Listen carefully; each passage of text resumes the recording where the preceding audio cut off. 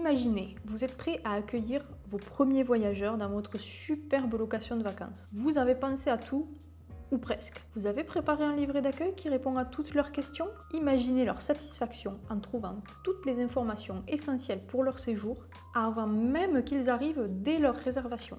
Bienvenue dans l'Openariat. Ici, on parle d'entrepreneuriat, on partage ses idées et on avance ensemble.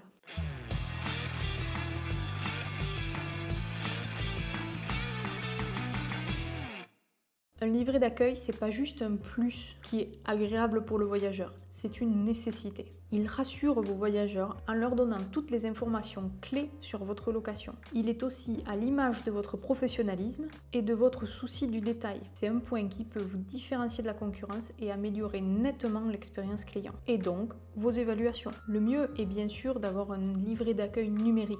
Alors pourquoi numérique? Aujourd'hui, tout le monde utilise un smartphone.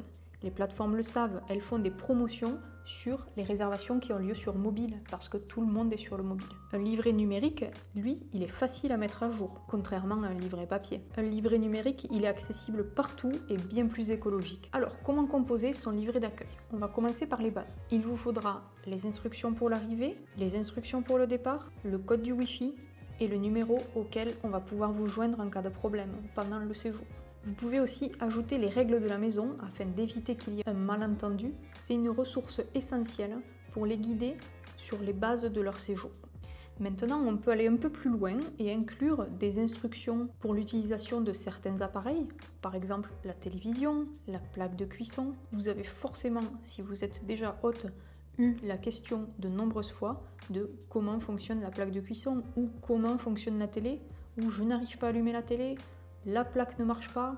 Il peut être sympa aussi de faire des recommandations personnelles sur des lieux à visiter, des restaurants, des monuments, des adresses à ne pas louper, des activités locales. Et vous pouvez aussi proposer une foire aux questions pour répondre aux questions principales des voyageurs.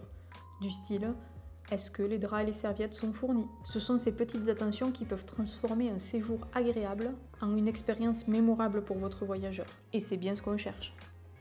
Parce qu'on sait ce que c'est que d'accueillir des voyageurs, avec plus de 450 séjours à l'actif de notre conciergerie sur l'année 2023, on a créé OpenGo.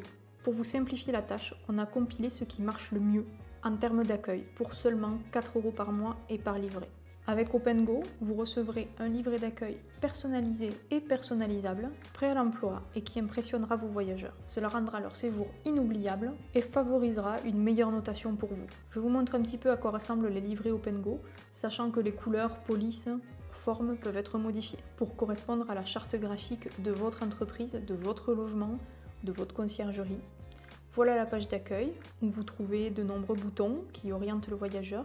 On remarque que les essentiels sont mis en premier et je vous laisserai naviguer dans ce livret d'accueil parce que je vous l'ai mis en lien dans la description. Alors, si vous n'en avez pas encore, demandez-vous combien de temps et d'énergie vous gagneriez à ne plus répondre inlassablement aux mêmes questions. Réfléchissez à combien de temps et de ressources vous allez économiser grâce à la numérisation de votre accueil et comment vous fluidifierez l'expérience de vos voyageurs en ne mettant plus aucun obstacle entre vous et la notation 5 étoiles. Si vous avez trouvé ces conseils utiles, n'oubliez pas de vous abonner à notre chaîne pour plus d'astuces et surtout, n'oubliez pas de toujours chercher à vous dépasser.